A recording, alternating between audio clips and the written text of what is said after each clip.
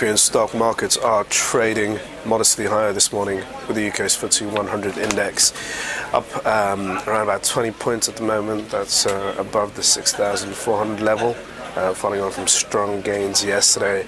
And the Euro Stoxx 50 index is also doing pretty well, up around about 17 points. Going into the currency space, the euro is trading largely flat against the dollar, but it's picked up some pace after early morning weakness. And in the peripheral bond markets, both Spanish and Italian bond yields are relatively calm. They are at multi-year lows, and have been running off as the general tone around the periphery is much better, given that we've had some progress on the Italian political front. Good morning, I'm Ishaq Siddiqi, and welcome to another Daily Market Bite. I'm going to give you a quick rundown of what's going on in financial markets today. So we had a strong session in Asia and the US overnight. We had Apple numbers, which met analyst expectations. They didn't beat. They did guide lower for the third quarter sales period, which wasn't too great. However, Apple have said that they're looking to give back $55 billion to investors through dividend. So that's been a positive, and the stock was actually doing okay yesterday in the US session, and is likely to open higher on Wall Street later on this afternoon. Now, given the fact that it's sold off quite rapidly over the past few months, there's been a lot of interest in Apple stock, especially given the fact that that 400 level is quite key. So markets at this moment right now are assessing whether it's just a bubble for Apple or if there is reason to hold the stock, as it's going to offer a sustainable return by the end of the year. Now, going on to what's going on in Europe, we have had a pretty poor German IFO survey.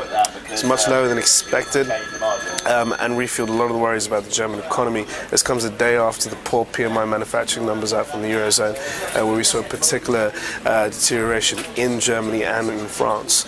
So investors haven't taken the news too well. However, what it has done is that it's gone in line with the comments from German Bundesbank Chief Jens Wiedmann, who last week said that if we continue seeing a further deterioration in Eurozone economic data, that would raise or give more reason for a rate cut by the ECB. So right now, the market is full of expectation that the ECB will deliver a rate cut of 25 basis points at next week's meeting, when they meet to discuss policies. That's going to be on Thursday now.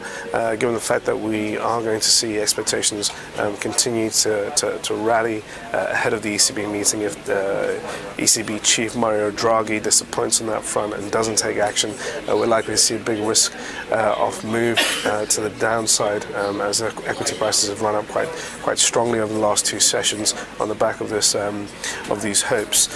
Now, going on to what else is going on today. Other than the IFO survey, we've had a debt auction from Italy, which is pretty good. A lot of focus is on Italy, as the president has been voted in for a second term, and he will announce the name of the Prime Minister. This is one of the first few moves to pave the way for Italy to start implementing a viable government ahead of any new elections.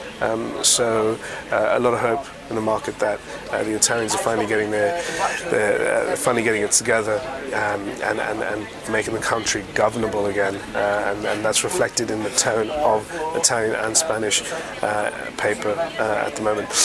Other than that, not much else going on. We've got US durable goods orders later on this afternoon, and a lot of focus tomorrow on the UK GDP number, which is very much of interest for investors after Fitch Ratings cut the UK's credit rating last Friday.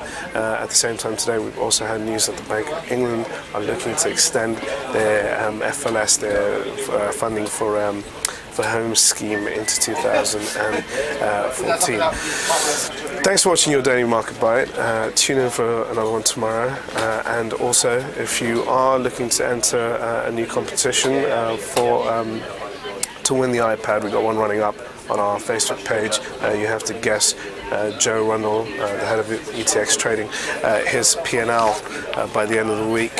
This goes with Joe's Trading Places blog, which is up on our website, and that gives you a roundup on how Joe's trading and what he's looking at the moment, and some of his activities. So he gives a good detailed account as to over his portfolio. So if you can have a look at what's going on there and put a prediction, feel free to do that, and we'll be announcing a winner on Friday. Thanks for watching.